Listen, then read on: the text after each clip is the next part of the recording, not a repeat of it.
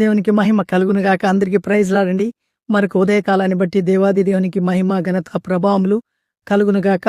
మీరందరూ బాగున్నారని నేను బాగున్నాను నమ్ముతున్నాను. ఎందుకంటే మనం దేవుని పిల్లలము, దేవునితో నడుస్తాం కాబట్టి ఖచ్చితంగా మన ఆనందానికి, సంతోషానికి ఆయనే కారకుడు.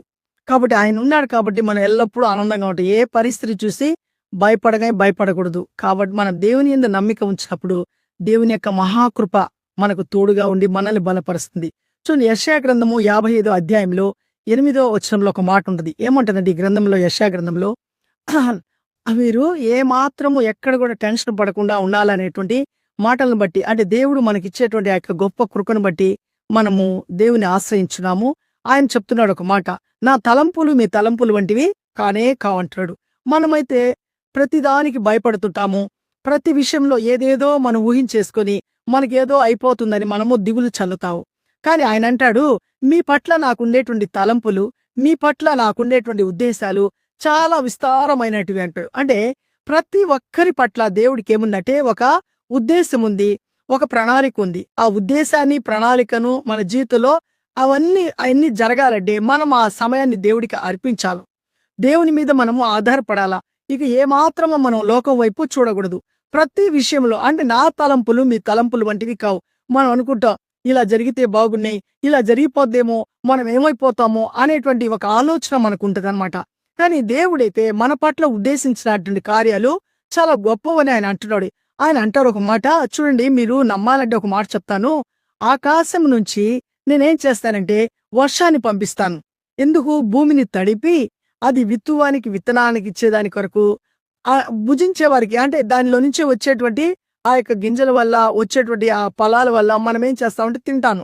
ఇవన్నీ తినేదాని కొరకు నేను ఆకాశం నుంచి మీ కొరకు ఏం పంపిస్తున్నాను? వర్షాన్ని పంపిస్తాను. ఆ వర్షం ఏం చేస్తుందంటే భూమిని తడుపుతుంది, కావలసినవన్నీ ఇస్తుంది. అయితే మరలా ఆ వర్షాన్ని రమ్మని నేను పైకి పిలుచుకోను.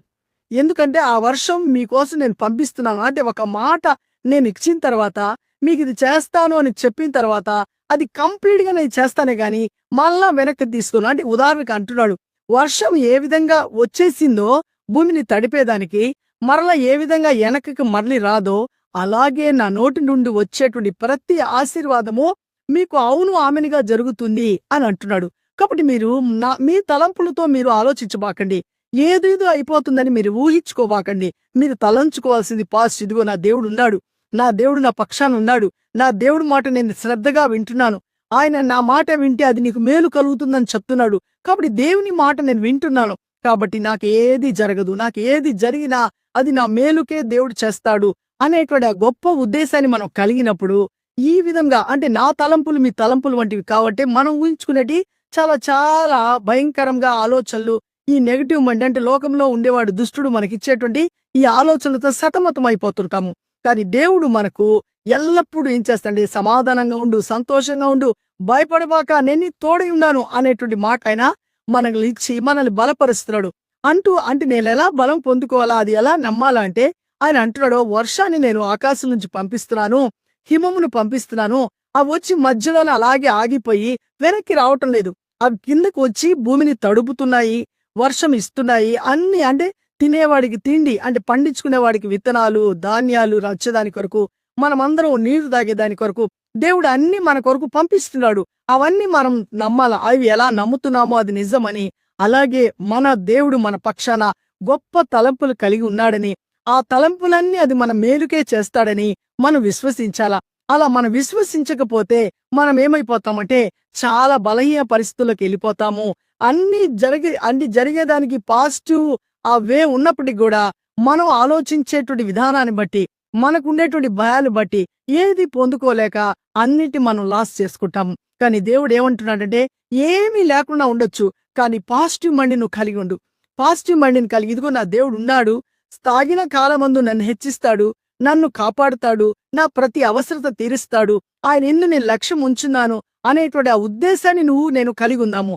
అప్పుడు దేవుడు మీ యొక్క ఆలోచన ప్రకారం కాకుండా నా ఆలోచనల ప్రకారము నేనేం చేస్తానంటే మీ కొరకు సమస్తాన్ని నేను అనుగ్రహిస్తున్నాను, మీరు నా మాట వినండి, నా యందు లక్ష్యం ఉంచండి అంటున్నాడు. కాబట్టి ఈ యొక్క సంవత్సర అంతంలో ఉంటున్నటువంటి మనము దేవుని యందు లక్ష్యం ఉంచుదాము, దేవుని మాటను విశ్వసిస్తాము.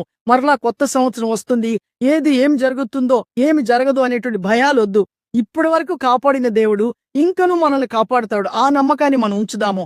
ఎందుకంటే ఈ బైబిల్ గ్రంథంలో మన కొరకు ఉంచినటువంటి వాగ్దానాలు 1 కాదు, 2 కాదు, అసలు మన ఊహకు అందనివి, మన జీవిత కాలం అంతా చాలా ఎక్కువైపోయేటువంటి ఇవన్నీ ఈ యొక్క బైబిల్లో మన కొరకు దేవుడు లిఖించున్నాడు. ఇవన్నీ ఒక్కోటి ధ్యానించినప్పుడు ఏ సమయంలో అంటే సమయోచితమైన కృప కొరకు ఆయన యొక్క కృపాసనం వద్దకు మనము ప్రతి వాగ్దానాన్ని తీసుకువెళ్ళి మన పిల్లలకు మనం చెప్తుంటాము.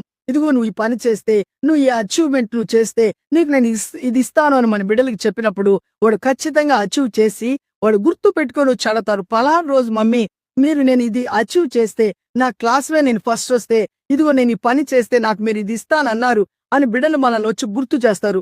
అప్పుడు మనం వెంటనే అవునానా, మేము చెప్పింది నిజమే, తప్పకుండా నీకు అది చేస్తామని మనం అంటాము. అదే విధంగా దేవుడు అంటున్నాడు, ఇదిగో నేను చెప్పిన మాటలన్నీ మీరు మనసులో పెట్టుకోండి, అవి తలపోసుకోండి.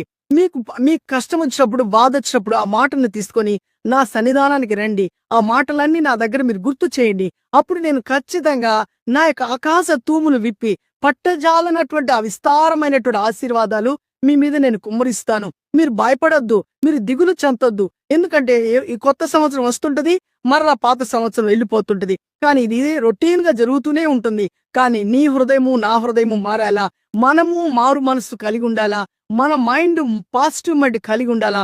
ఇది ఎల్లప్పుడూ మనం కలిగి ఉంటే మన జీవిత కాలం అంతా ఈ లోకంలో మన తుది శ్వాస వరకు ఈ విశ్వాసాన్ని మన సంపూర్ణముగా కలిగి ఉన్నప్పుడు దేవుని యొక్క మహాకృప, దేవుడు చెప్పిన ప్రతి మాట మన జీవితంలో అవును ఆమెనుగా నెరవేర్చబడుతుంది. అలా అవన్నీ ఆయన అమలుపరచాలంటే మనం ఆయనకి చోటు ఇవ్వాలా. ఏ చోటు ఇవ్వాలా? నమ్మాలా. ఆయన తలంపులు ఎందు మన విశ్వాసం ఉంచాలా. నా పట్ల దేవునికి గొప్ప ఒక తలంపు ఉంది. ఆ తలంపులా చిన్న పిల్లలు వాళ్ళ తల్లి ఏమి తీసుకొచ్చి నోట్లో పెడుతుందో వాటికి తెలియదు. తేలు పెడుతుందో లేకపోతే ఇంకేదైనా పాము విషపూరితమైనది పెట్టిందో తెలియదు. కానీ తన తల్లి నోట్లో ఒక ఆహారం పెడుతుందని ఆ తల్లి వచ్చే సమయానికి ఆ కాకి పిల్లలన్నీ నోరు తెరుచుకొని ఉంటాయి. ఆ కాకి పిల్లలకు ఆ తల్లి వచ్చి ఆ తీసుకొచ్చిన ఆహారం వేసినప్పుడు అవి అలాగే పొందుకుంటాయి. అంటే అంత విశ్వాసాన్ని ఆ తల్లి పట్ల అవి కలిగి ఉన్నాయి. అదేవిధంగా ఆ కాకి పిల్లలు దేవుని పట్ల, ఆ తల్లి పట్ల, పెద్ద కాకి పట్ల ఎలాంటి ఆ యొక్క నమ్మకాన్ని కలిగి ఆ తల్లి ఏది పెట్టినా తీసుకునే దానికి వాళ్ళు ఇష్టపడుతున్నారో, అదేవిధంగా మనము, మన దేవుడు సజీవుడైన దేవుడు, నిన్న నేడు రేపు నిరంతరం ఏకరీతిగా ఉంటాడు. ఆయనలో మార్పు లేదు. ఆయన ఎందు మన విశ్వాసం ఉంచి ఆయన మన కొరకు ఏది చేసినా మేలే చేస్తాడు.